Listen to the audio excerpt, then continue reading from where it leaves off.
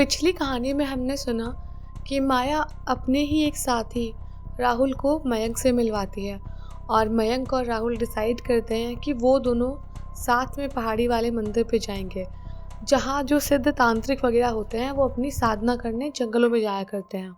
तो जैसे ही अगली सुबह हुई, राहुल और मयंक दोनों माया को बता के कि वो जा रहे हैं, मतलब किसी तांत्रिक को ढूंढने या मिलने उससे। और माया ने भी उनको थोड़ी बहुत चीज़ें दी कि मतलब अपनी सेफ्टी के लिए वो अपने पास रखें, और दोनों निकल पड़े पहाड़ी की तरफ जाने के लिए। अच्छा, माया ने एक चीज़ और की थी कि उनको मतलब एक कैब बुक कर दी थी, मतलब उनकी अपनी बाइक या किसी अपने व्हीकल से नहीं जा रहे थे, उनको उसने एक कैब बुक करी जिसमें साथ में एक गाइड था। और गाइड जो था वो आसपास के इलाकों से काफ़ी ज़्यादा अवेयर था, मतलब उसे सब कुछ पता था, जंगल कहाँ है, रास्ता कैसा है उसका और क्या चीज़ें, सब कुछ जानता था। गाइड तो होते ही इसीलिए हैं कि लोगों को डीपली चीज़ों की नॉलेज दे सके। तो जैसे ही कैब आई और ये लोग गाइड से मिले, गाइड बहुत एक्साइटेड था और इन लोगों से बात करने लग गया कि सर, वहाँ का जो सनराइज़ होता है वो बहुत अच्छा होता है, आप वो देखिएगा, और हम मंदिर भी घूमेंगे, वो बहुत सुंदर मंदिर है, और मतलब बहुत सारी चीज़ें हैं, हम देखेंगे वहाँ जाके वन बाय वन। अब गाइड ये सब बोल रहा था, लेकिन मयंक का मतलब मयंक बस फिजिकली वहाँ पे प्रेजेंट था। मयंक को बिल्कुल भी मन नहीं कर रहा था किसी की बात सुनने का या कुछ भी, क्योंकि उसका सारा ध्यान अपनी वाइफ की तरफ था कि पता नहीं अभी किस कंडीशन में होगी, कहाँ होगी, या होगी भी या नहीं होगी, मतलब बहुत कुछ उसके मन में चल रहा था और वो बड़ा मतलब अंदर से दुखी था। लेकिन अब गाइड को तो ऐसा बोल ही सकता था, तो गाइड की बातों में उसने ऐसे ही मतलब थोड़ा मुस्कुरा के बोला कि ठीक है, अच्छी चीज़ है ये वो। आगे अपना कार चलती रही, बढ़ते रहे। अब कुछ घंटे चलने के बाद में वो पहाड़ी वाला मंदिर आ गया और जो ड्राइवर था उसने बोला कि सब लोग यहाँ पे रुक के दर्शन कर लो और फिर बाद में जहाँ पे भी आपको जाना है मैं वहाँ छोड़ दूँगा। तो जब ये लोग वहाँ पे उतरे मंदिर में, अभी सुबह सुबह आरती पूजा हो रही थी, गए वहाँ पे भगवान को हाथ वाथ जोड़े, और वो मंदिर काफ़ी ज़्यादा फेमस था। तो थोड़ा बहुत लोगों से मिले, बातचीत की, और गाइड बताने लग गया उनको कि मंदिर कब का है और कैसे बना और यहाँ पे क्या क्या चीज़ें होती हैं, क्या खासियत है, सब कुछ। और मयंक तो अभी इतना इंटरेस्टेड था नहीं जानने में। तभी मयंक ने उसकी बात को बीच में काटते हुए बोला कि अच्छा, मंदिर ठीक है, मैं यहाँ पे दर्शन कर लिए, लेकिन यहाँ के पास में जो जंगल है ना, क्या तुम उसके बारे में कुछ जानते हो? तो गाइड के एक्सप्रेशन एकदम चेंज हो गए और वो मयंक को बहुत अजीब तरह से देखने लग गया, मतलब एक टेंस लुक होता है ना, वैसे लुक में। और पूछने लगा मयंक को कि आपको जंगल में क्यों जाना है? तो मयंक ने कहा कि तुमने मुझसे सुबह से बोल रखा है कि मैं सब कुछ जानता हूँ और सारी नॉलेज है मुझे। तो गाइड ने कहा कि हाँ, मुझे सब कुछ पता है, क्योंकि जो मेरे पापा थे वो भी गाइड थे और बचपन से मैं उनके साथ में जाता आता था, तो मुझे हर जगह की नॉलेज है यहाँ पे, और मैं जंगल के बारे में भी जानता हूँ। लेकिन मैं आपसे पूछ रहा हूँ कि आपको जंगल में क्यों जाना है? तभी मयंक के साथ में जो राहुल आया था वो गाइड को बोल पड़ा कि हमें सिर्फ जंगल में जाना है जिससे कि हम इनकी वाइफ को एक बुरी आत्मा से छुड़ा सकें, और अभी इनकी वाइफ ही नहीं, इनका होने वाला बच्चा भी उसकी आत्मा के कब्ज़े में है, तो हमें उसको बचाना है, इसीलिए हमें कोई सिद्ध तांत्रिक चाहिए होगा। और हमने ये सुना है कि उस जंगल में कई सारे तांत्रिक सिद्धि पाने के लिए, और सिद्ध तांत्रिक भी वहीं पे रहते हैं। तो गाइड ने बोला कि आपको इन्फॉर्मेशन तो बहुत सही मिली है और ऐसा है भी, लेकिन साहब दिक्कत ये है कि वो जंगल में कोई भी चाहे किसी भी टाइम जाए, दिन में, रात में, दोपहर में, किसी भी टाइम जाए, डजेंट मैटर, लेकिन वो वापस नहीं आ सकता, और वो चाहे कितने भी लोगों का ग्रुप क्यों ना हो, लेकिन वो वापस नहीं आ पाएंगे। तो मयंक ने बोला कि तुम उसकी चिंता मत करो, अगर तुम्हें पता है जंगल में क्या है, मतलब सच में ऐसा है, अगर तुम श्योर हो तो मुझे बताओ, मैं चलूँगा जंगल के अंदर, और अगर तुम चलना चाहो तो चल लो, क्योंकि तुमने जैसे बताया कि तुम्हें जंगल के बारे में सब कुछ पता है, तो तुम हमारी हेल्प कर दोगे। तो गाइड ने बोला कि अगर मैं नहीं जाऊँ तो चलेगा? तो फिर मयंक ने बोला कि ऐसा कोई मतलब ज़रूरी नहीं है, बट हमें अच्छा लगेगा अगर आप हमारी थोड़ी सी मदद कर सकेंगे, और हमें अभी बिल्कुल भी आइडिया नहीं है यहाँ के बारे में, तो अगर आप पहुँचा देंगे तो बहुत अच्छा होगा। तो गाइड बोलने लग गया, वैसे तो मैं जंगल में नहीं जाता और हमेशा पापा मना करते थे जंगल के साइड जाने को, मैं कभी गया नहीं हूँ, लेकिन मैंने सुना है कि यहाँ बहुत सारे जो तांत्रिक होते हैं और बाबा वगैरह वो यहाँ रहते हैं, और यहाँ का रास्ता बहुत कठिन है, क्योंकि यहाँ पे मतलब जगह जगह सांप, बिच्छू और जंगली जानवर, इन सब का बहुत खतरा है, और कई कई विशाले पेड़ भी लगे हुए हैं। तो जंगल बिल्कुल भी किसी भी नॉर्मल इंसान के लिए सेफ़ नहीं है।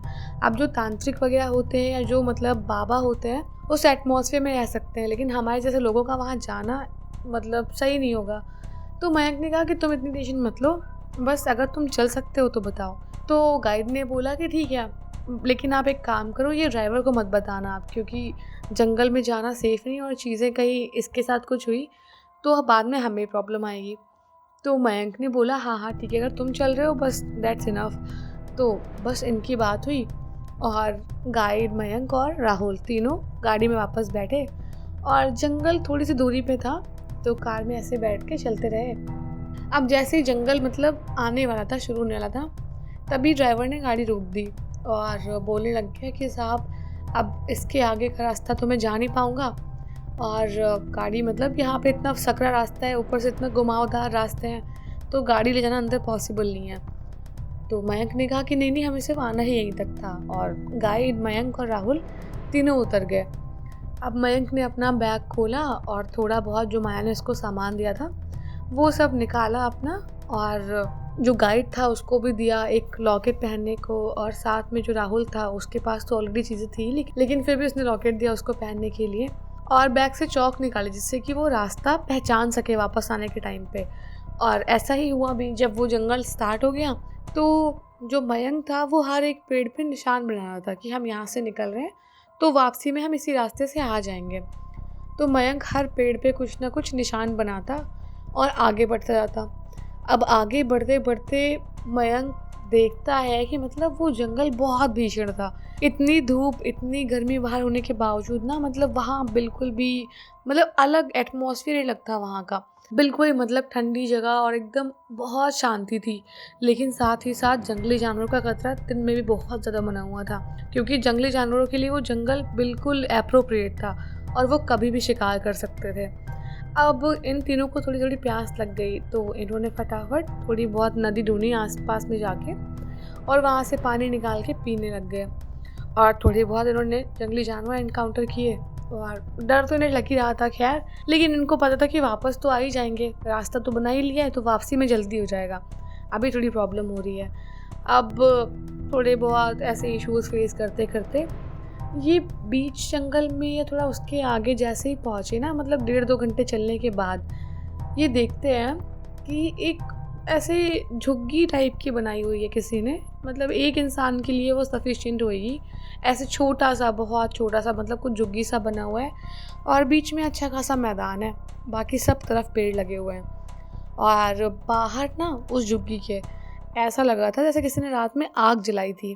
थोड़ी बहुत सूखी लकड़ियाँ पड़ी हुई थी, और थोड़ी बहुत आधी जली लकड़ियाँ वहीं पर जल रही थी शायद, या बुझी थी, जो भी था, लेकिन वो पड़ी थी वहाँ पे। तो ये लोग सोचने लग गए कि जो हम ढूंढ रहे थे वो शायद या तो यहाँ नहीं तो आसपास है, या फिर यहीं पर ही है, क्योंकि ये जली लकड़ियाँ और ये सामने झुग्गी बनी हुई है, इसका मतलब है कोई ना कोई यहाँ पे या तो आया गया था या तो रहता है। तो इन्होंने डिसाइड किया कि वहीं बैठ के वेट करेंगे जो भी आता है उसका। और जैसे ही तीनों बैठे भगवान का नाम लेने लग गए कि मतलब अब कुछ मिल जाए तो बहुत अच्छा होगा, कब तक ऐसे टहलते रहेंगे, घूमते रहेंगे।